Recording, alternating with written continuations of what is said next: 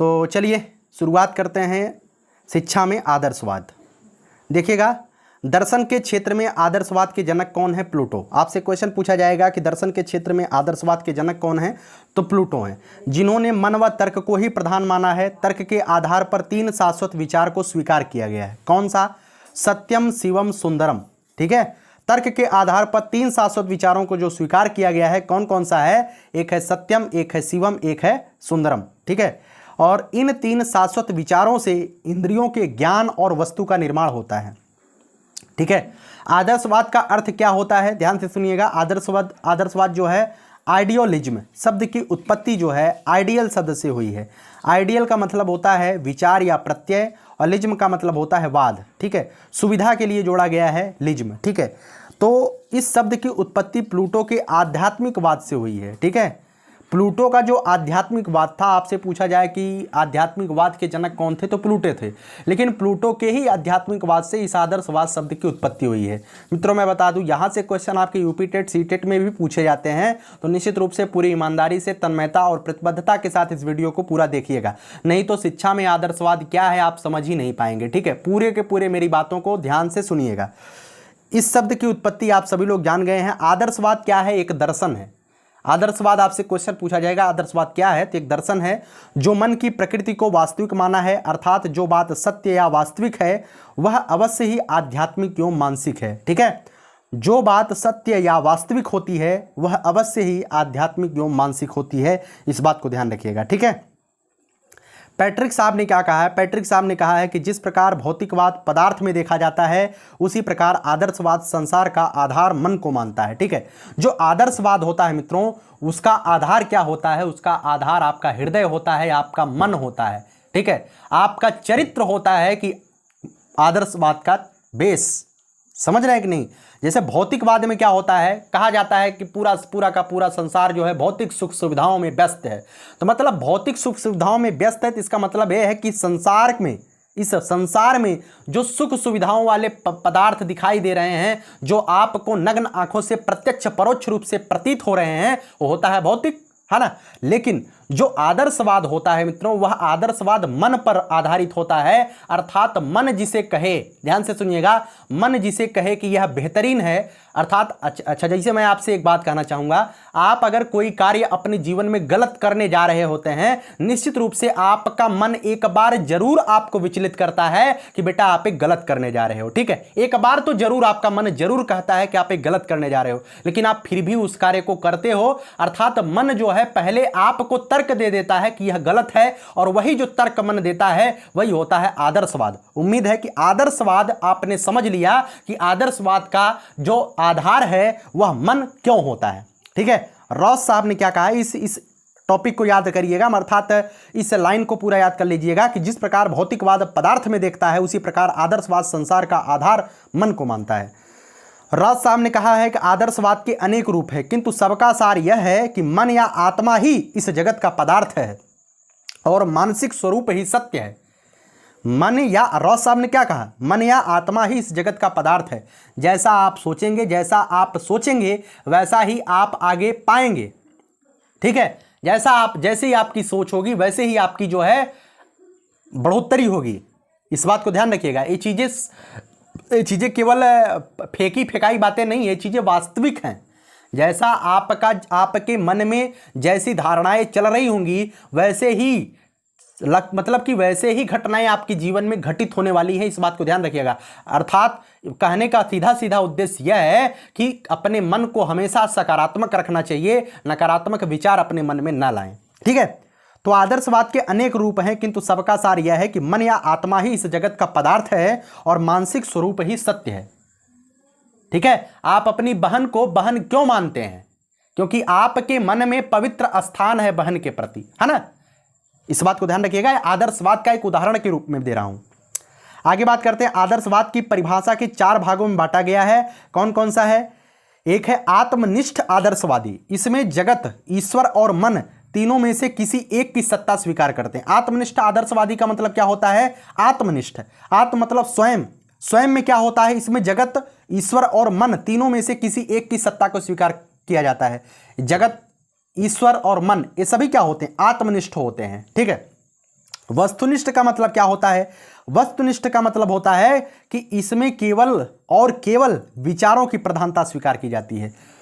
आप सभी लोग जानते हैं वर्तमान के समय में जो पेपर वगैरह होता है ना प्रतियोगी परीक्षाओं की, वस्तुनिष्ठ टाइप का होता है। तो वस्तुनिष्ठ में क्या होता है? वस्तुनिष्ठ में जितने भी विचार दिए होते हैं वही प्रधान होते हैं। ठीक है, आपसे क्वेश्चन पूछा गया, 4 वस्तुनिष्ठ दिए गए हैं, आपको उन चारों के अलावा किसी पर विचार नहीं करना है कि पांचवा कोई विचार करेंगे, नहीं करेंगे ना। जो आपको चारों ऑप्शन दिया गया है उसी 4 ऑप्शन पे आप विचार करेंगे ना। तो वस्तुनिष्ठ आदर्शवाद का मतलब भी यही होता है, इसमें केवल और केवल जो विचार दिए होते हैं उन्हीं विचारों की प्रधानता को स्वीकार किया जाता है। लेकिन आत्मनिष्ठ में क्या होता है? आत्म का मतलब स्वयं होता है, आत्म का मतलब ईश्वर होता है, आत्म का मतलब जगत होता है, आत्म का मतलब आत्मा होता है, मन से होता है। इस बात को ध्यान रखिएगा। निरपेक्ष आदर्शवादी का मतलब क्या होता है? इसमें केवल ईश्वर की सत्ता में ही विश्वास किया जाता है। निरपेक्ष, निरपेक्ष का मतलब इसके अतिरिक्त कोई है ही नहीं। अर्थात आप सभी लोग अगर ईश्वर में विश्वास करते हैं तो इस बात को जरूर आप ध्यान रखिएगा कि वर्तमान के समय में चाहे पहले हो, चाहे भूत हो, चाहे भविष्य हो, ईश्वर के अतिरिक्त कुछ नहीं है। अगर निरपेक्षता की बात की जाए, कहीं ना कहीं ईश्वर की एक विशेष सत्ता है जो हमें और आपको जो है कुछ न कुछ खेल करने के लिए मजबूर करती है। ठीक है, तो निरपेक्ष आदर्शवादी में क्या होता है? इसमें केवल ईश्वर की सत्ता को ही स्वीकार किया जाता है। निरपेक्ष से आप गेस लगाइएगा, निरपेक्ष का मतलब एक ही मतलब ईश्वर। एक कौन है? ईश्वर एक है। ठीक है, चलिए चौथा है पश्चात्मक आदर्शवादी। पश्चात्मक आदर्शवादी का मतलब क्या होता है? इसमें केवल ज्ञान को स्वीकार करते हैं। क्या करते हैं? इसमें केवल ज्ञान को ही स्वीकार करते हैं। ठीक है, अब इसे एक बार दोहरा लीजिए। आत्मनिष्ठ का मतलब क्या होता है? आत्मनिष्ठ मतलब स्वयं, स्वयं में जगत भी आता है, आत्मा भी आता है, मन भी आता है, ईश्वर भी आता है। ठीक है, इन तीनों में से किसी एक की सत्ता को स्वीकार कर लीजिए। वस्तुनिष्ठ का मतलब इसमें जितने भी विचार दिए जाते हैं विचारों को ही प्रधानता दी जाती है। निरपेक्ष का मतलब ईश्वर की सत्ता में विश्वास किया जाता है। और पश्चात्मक का मतलब होता है केवल ज्ञान की सत्ता को स्वीकार किया जाता है। ठीक है, आदर्शवाद के आधारभूत तत्व क्या कौन कौन से होते हैं? विचार। आदर्शवाद के आधारभूत तत्व है विचार। आदर्शवादियों का प्रमुख आधार विचार होता है। प्लूटो ने स्वीकार किया है कि बाह्य जगत मिथ्या है और जगत की वास्तविकता विचारों में है। ठीक है, प्लूटो ने क्या कहा है कि जो वर्तमान के समय में आप अपने आसपास के पर्यावरण वातावरण देख रहे हैं सब मिथ्या है, सब नश्वर है। एक दिन आपको जो है इस जगत से जो है विदाई लेनी है। निश्चित रूप से आप भी जाएंगे, हम भी जाएंगे, आपके पीछे वाले व्यक्ति आए वो चले गए, आप भी जाएंगे, आपके आगे वाले भी जाएंगे। तो संसार क्या है? मिथ्या है। लेकिन जगत की वास्तविकता क्या है? जगत की वास्तविकता विचारों में है। हमारे जो विचार हैं, हम रहे न रहे लेकिन हमारे विचार जो है सदैव सदियों तक इस धरा पर जीवित रहेंगे। तो विचार हमेशा क्या रखने चाहिए? विचार हमेशा प्रबल रखने चाहिए, विचार हमेशा बेहतरीन रखने चाहिए, क्योंकि विचार ही आपके न रहने के बाद इस जीवन पे, इस धरा पे रहेंगे। ठीक है, तो विचार आदर्शवादियों का प्रमुख आधार विचार होता है। ठीक है, आत्मा क्या होता है? आदर्शवाद का दूसरा आधार आत्मा होता है। ठीक है, जिसमें जगत या मन नाम से भी जानते हैं। ठीक है, आत्मा मतलब मन को भी क्या बोलते हैं, आत्मा को जगत भी कहीं कहीं पर बोल देते हैं। ठीक है, आदर्शवाद का दूसरा आधार आत्मा है। ठीक है, पहला क्या है? विचार है, दूसरा क्या है? आत्मा है। एक यहाँ पर उदाहरण लिखा गया, मतलब कि एक कोटेशन लिखा गया स्पिनोजा साहब ने कहा कि ईश्वर के मूल तत्वों में से एक तत्व विचार है। ऐसे ही ध्यान रखिएगा, बहुत ज़्यादा इंपॉर्टेंट नहीं है। ठीक है, चलिए सिन्हा जी साहब ने क्या कहा कि जगत का आधार मनस को माना जाता है। चलिए डेकाले व कांट ने कहा है कि व्यक्ति के अनुभवों में आत्मा सर्वप्रमुख सत्य है। आत्मा ही सर्वप्रमुख सत्य है, इस बात को ध्यान रखिएगा। प्लूटो ने भी आत्मा के तीन तत्व को स्वीकार किया है। आत्मा के कौन कौन से 3 तत्व प्लूटो ने स्वीकार किया है? अच्छा, कुछ बच्चे कहेंगे भैया ये पूरा का पूरा मतलब कि आध्यात्मिक आदर्शवाद का मतलब ही है। मैं आपको बता दूं ना, आदर्शवाद का मतलब ही है अध्यात्मवाद, और ये अध्यात्मवाद से निकला हुआ एक तथ्य है। पहले ही मैंने बताया कि प्लूटो साहब ने कहा कि अध्यात्मवाद से निकला हुआ जो, अर्थात अध्यात्मवाद पापा है और उसका बेटा है आदर्शवाद। ठीक है, तो अध्यात्मवाद से निकला है। आत्मा के कितने तत्व प्लूटो साहब ने बताया? 3। तृष्णा, इच्छा शक्ति और तर्क शक्ति। तृष्णा क्या है? यह जो है इन्होंने बताया कि यह नाभि में स्थित होती है, अर्थात जो बीच स्थित होती है। यह क्या करती है? संयम करती है। संयम का मतलब धैर्य रखवाती है ना। इच्छा शक्ति क्या होता है? इच्छा शक्ति हृदय में स्थित होती है। तृष्णा नाभि में स्थित होती है, इच्छा हृदय में स्थित होती है। यह धैर्य बढ़ाती है। ठीक है, तृष्णा जो है संयम करती है, धैर्य करती है, लेकिन जो इच्छा शक्ति होती है यह धैर्य बढ़ाती है। अगर आपके अंदर इच्छा शक्ति मजबूत नहीं है तो आप जीवन में कुछ भी कार्य नहीं कर सकते हैं, है ना। कुछ बड़ा करने के लिए आपको धैर्य रखना ही पड़ता है, कुछ दिन गर्मी में तपना पड़ता है, कुछ दिन जीवन को त्यागना पड़ता है, तब जाकर के आप जीवन में कुछ बड़ा कर पाते हैं। इस बात को ध्यान रखिएगा। तर्क शक्ति क्या होता है? यह मस्तिष्क में स्थित होती है और बिना तर्क शक्ति के न्याय विवेक का ज्ञान कराती है। बिना तर्क शक्ति के आप कुछ भी नहीं कर सकते हैं, है ना। कोई भी आपको उल्लू नहीं बना सकता है, क्योंकि आपके पास विवेक है, आपके पास ज्ञान है ना। तो आत्मा के कितने तत्व बताए गए? तृष्णा, इच्छा शक्ति, तर्क शक्ति। समझ में आया ना। अर्थात अगर आपको नहीं समझ में आता है तो वीडियो को 2 बार देखिएगा, क्योंकि आदर्शवाद, शिक्षा में आदर्शवाद बहुत ही महत्वपूर्ण टॉपिक है। इस टॉपिक से अब अगर क्वेश्चन पूछा जाता है तो निश्चित रूप से आप नहीं लिख पाएंगे। तो लिखने के लिए आपको पढ़ना पड़ेगा, आपको वीडियोज को 2 बार देखना पड़ेगा। तर्क व बुद्धि, सॉरी यहां पर देखिए तर्क व बुद्धि। तर्क व बुद्धि क्या होता है? तीसरा आधार तर्क व बुद्धि है, ठीक है। और चौथा आधार क्या है? मानव। मानव में बुद्धि एवं विवेक होता है। मानव में क्या होता है? बुद्धि एवं विवेक। मानव पशु से अलग क्यों है? क्योंकि मानव के पास बुद्धि है, मानव के पास विवेक है ना। वह कोई कार्य कर रहा है, उसे पता है कि मैं गलत कर रहा हूं या सही कर रहा हूं, भले ही वह गलत कार्य करे, लेकिन उसे पहले पता होता है कि मैं गलत कर रहा हूं, है ना। उसे क्यों पता होता है? क्योंकि उसके पास विवेक होता है ना। तो मानव में बुद्धि विवेक होता है, जिसके कारण वह सर्वश्रेष्ठ माना जाता है। और यह आदर्शवाद का चौथा आधार होता है, ठीक है। आदर्शवाद के कितने आधार होते हैं? 4। कौन कौन से? विचार, आत्मा, तर्क एवं बुद्धि और मानव, ठीक है। ध्यान रखिएगा। शिक्षा में आदर्शवाद का उद्देश्य आत्मानुभूति। जेनेटिल साहब ने कहा है कि आत्मानुभूति शिक्षा का अंतिम उद्देश्य है, ठीक है। शिक्षा का अंतिम उद्देश्य ही होता है बच्चा आत्मानुभूति।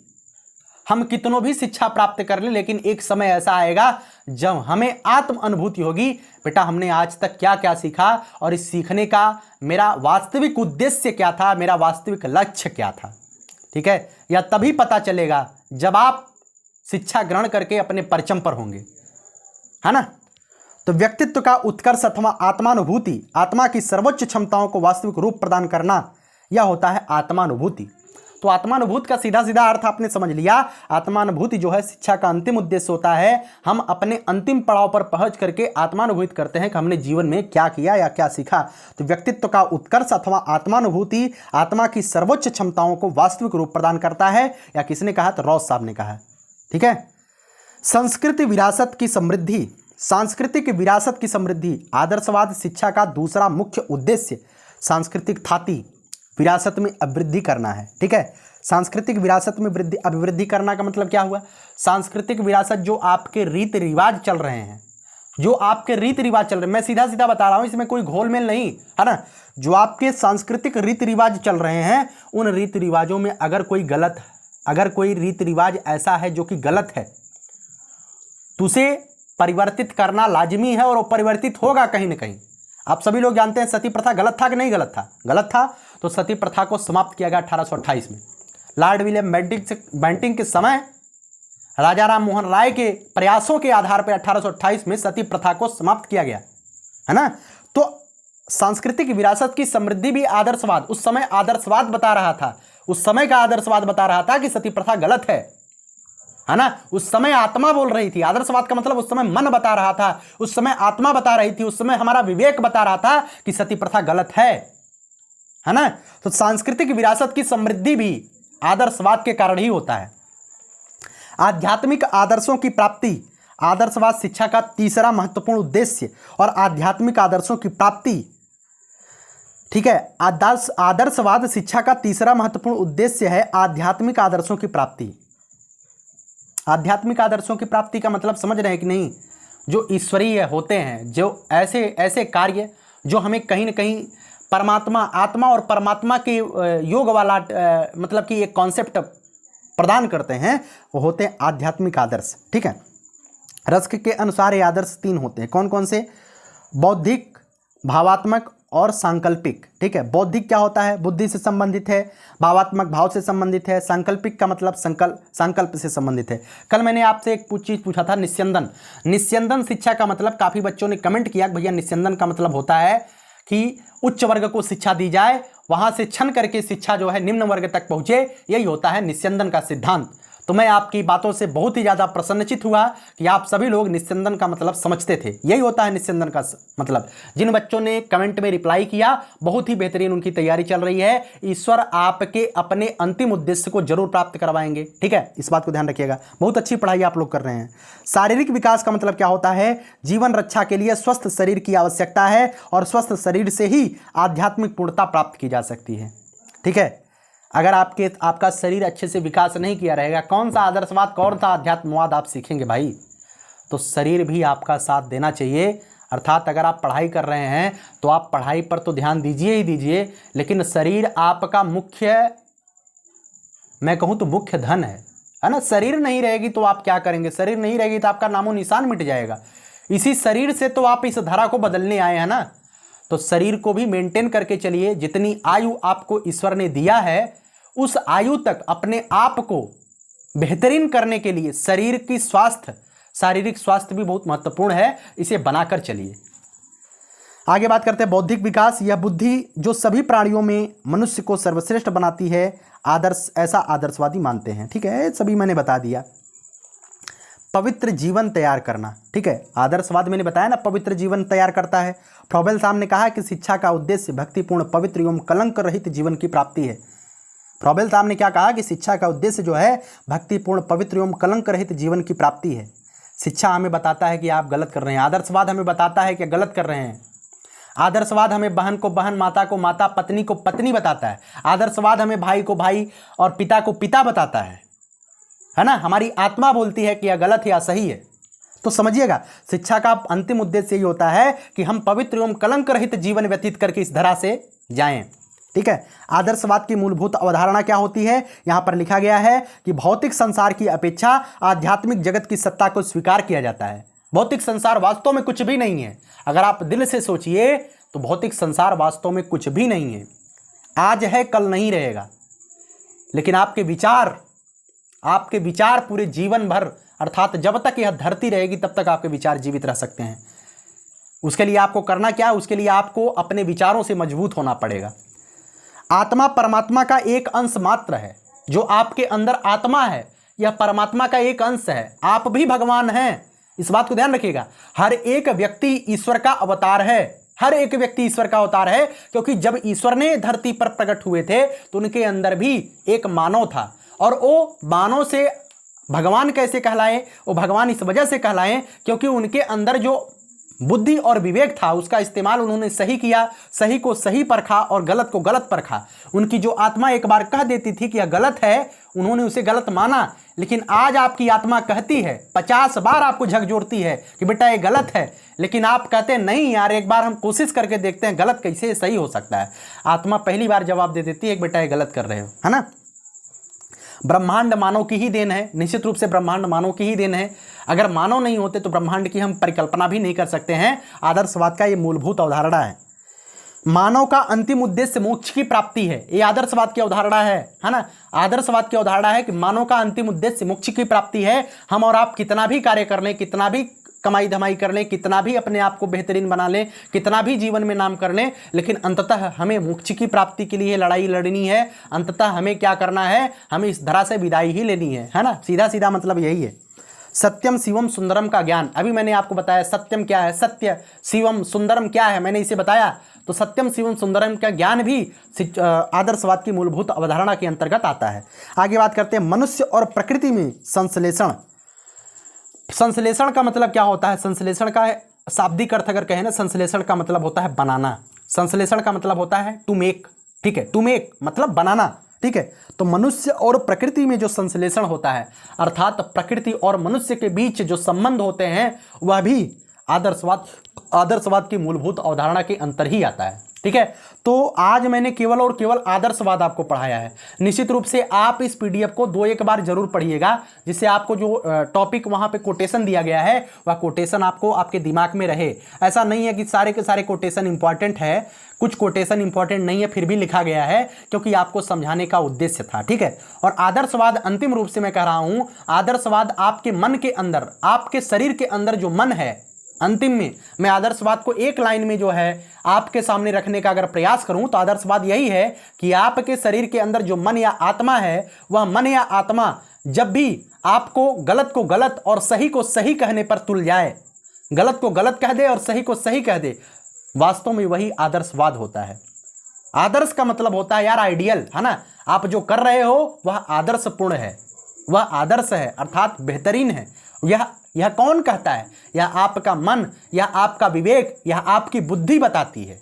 ठीक है, तो उम्मीद करता हूं पूरे वीडियो को आपने ध्यान से देखा है। आदर्शवाद को समझाने के लिए वास्तव में मैंने अपने अंदर जितना भी बेहतरीन ज्ञान था, मैंने उस ज्ञान को परोसने का प्रयास किया। बाकी आप कितने बेहतरीन तरीके से इसे एडॉप्ट करते हैं, एडजस्ट करते हैं, वह आपके ऊपर है। अंत में मैं कहूँगा, अगर आप इस पीडीएफ को जो है लेना चाहते हैं, पूरे के पूरे पीडीएफ आपको मिलेंगे। आप जो है टेलीग्राम एक चैनल है, आप उसे ज्वाइन करना पड़ेगा। पेड टेलीग्राम चैनल है, मैं पहले से बता रहा हूँ, क्योंकि कुछ बेसिक नीड्स होती हैं जिसकी वजह से मैंने पेड टेलीग्राम चैनल चलवाया है।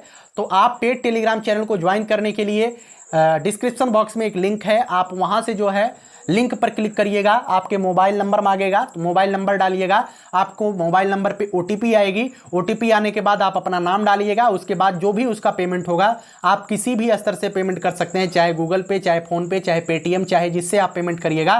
पेमेंट जैसे ही आप कर देते हैं, आप जो है उस प्राइवेट टेलीग्राम चैनल पे ज्वाइन हो जाएंगे। बिल्कुल एक मतलब जितने भी मैं शॉर्ट नोट्स वीडियो दे रहा हूँ, उसका यहाँ पर जो है बेहतरीन तरीके से नोट्स आपको एक साथ में मिल जाएगा। ठीक है, जब मैं पूरा का पूरा जैसे कि प्रथम प्रश्न पत्र जो वर्तमान भारतीय समाज एवं प्रारंभिक शिक्षा में पढ़ा रहा हूँ, जब ये समाप्त हो जाएगा, उसका एक कंबाइंड पीडीएफ के रूप में आपको मैं दे दूंगा। आप वहाँ से जो है इसका फोटो कॉपी निकाल के पढ़िएगा, वैसे भी पढ़िएगा जैसी आपकी इच्छा हो। ठीक है, तो इस वीडियो को समाप्त करते हैं। और कैसी लगी वीडियो, आदर्शवाद आपने समझा कि नहीं समझा, जरूर मुझे कमेंट बॉक्स में बताइएगा। और हमारे लिए 2 शब्द आप मोटिवेशनल वाक्य लिख सकते हैं, जिससे मैं आगे बेहतरीन करने के लिए उद्यत हूं और मेरा मोटिवेशन बढ़े, आपके लिए कुछ अलग और कुछ अतिरिक्त करने का विचार जो मेरे मन में है और मैं उसे कर पाऊं। माता सरस्वती मुझे इतना आशीर्वाद दे कि मैं बेहतरीन आपके लिए कर पाऊं। ठीक है, चलिए, बहुत बहुत धन्यवाद। जय हिंद, जय भारत।